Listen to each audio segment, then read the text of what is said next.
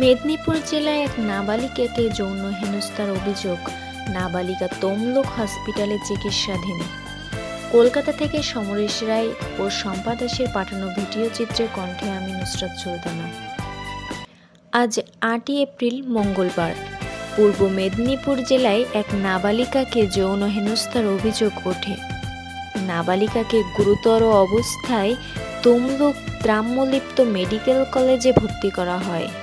মেয়ের বাবা দৃষ্টান্তমূলক শাস্তি দাবি করেন।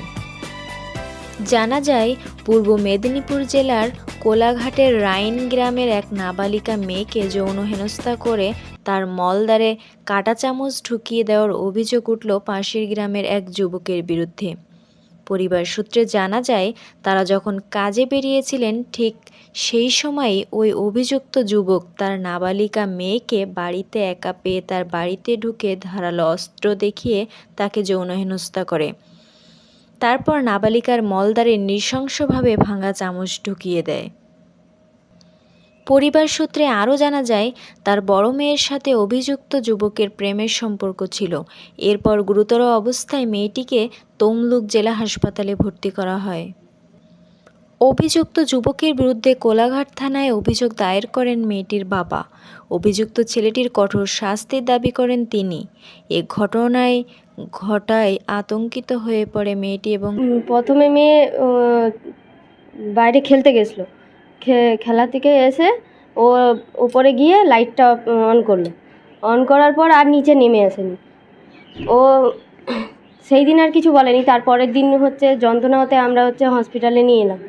হসপিটালে নিয়ে আসতে ওকে সব জিজ্ঞাসাবাদ করতে ও বলল যে আমার একজন আমাকে বাধ্য করেছে, ওইটা চামচটা সে ঢুকিয়ে দিয়ে। তারপরে ওকে অনেক জিজ্ঞাসাবাদ করার পর বলল যে নিচে অনেকজন ছিল, ও ছেলেটা একজনই উঠে গেছিলো উপরে উঠে গিয়ে ওকে নাকি চাকু ছিল, চাকু দেখিয়ে বলে কাউকে ডাকবি নি আর বলবি নি কাউকে। তারপরে ওকে অজ্ঞান করার ওষুধ ছিল, ওষুধ করে দিয়ে ওরকম পেচ্ছাপের পায়খানার দ্বারে ওইটা চামচটা ঢুকিয়ে দিয়েছে। বাড়িতে কি তখন কেউ ছিলেন না? আমরা ছিলাম, নিচে ছিলাম, ওপর দিয়ে বাইরে দিয়ে সিঁড়ি, ও বাইরে সিঁড়ি দিয়ে উপরে উঠে গেছে।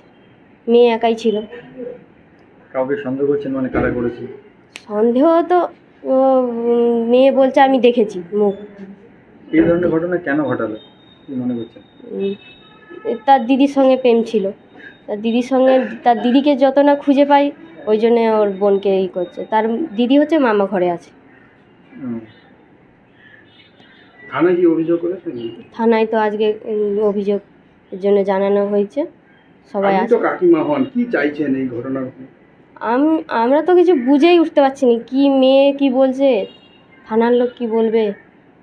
না, আমি বলছি যারা যদি করেছে শাস্তি পাক, এইটাই চাই। শাস্তি পাক, এরকম যেমন না আর কখনো হয়। একদম ছোট বাচ্চা তো।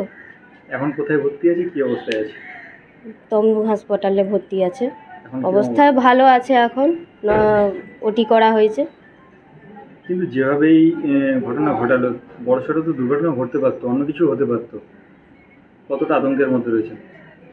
আমরা তো বাইরে তো বেরোতেই পারছি না। আমি বেরোলেই তো আমি কাউকে নিয়ে বেরোচ্ছি, আমার শাশুড়ি আমার হাজব্যান্ড নিয়ে আমি বেরোচ্ছি। কেন আমার বাইরের দিকে বাথরুম, আমি সেই দিকে বেরোচ্ছি। আমি ভয়ও পাচ্ছে, কি করব বোঝাও যাচ্ছে না। আমি রাতের বেলা বাড়ি যাই, রাতের বেলা বাড়ি গিয়ে আমি আমার হাজব্যান্ডকে নিয়ে বেরোই, শাশুড়িকে নিয়ে বেরোই। খুব ভয়ের মধ্যেই আছি। ওর বাবা মা কোথায় ছিল তখন? ওর বাবা মা কারখানায় কাজ করতো, আর সেখানেই থাকতো। বাড়িতে কেউ মানে ওর বাবা মা ছিল না? না, দুজনের কেউ ছিল না। আপনার নাম? আমার নাম কৃষ্ণা দলুই। কে হন আপনি? আমি তার কাকিমা।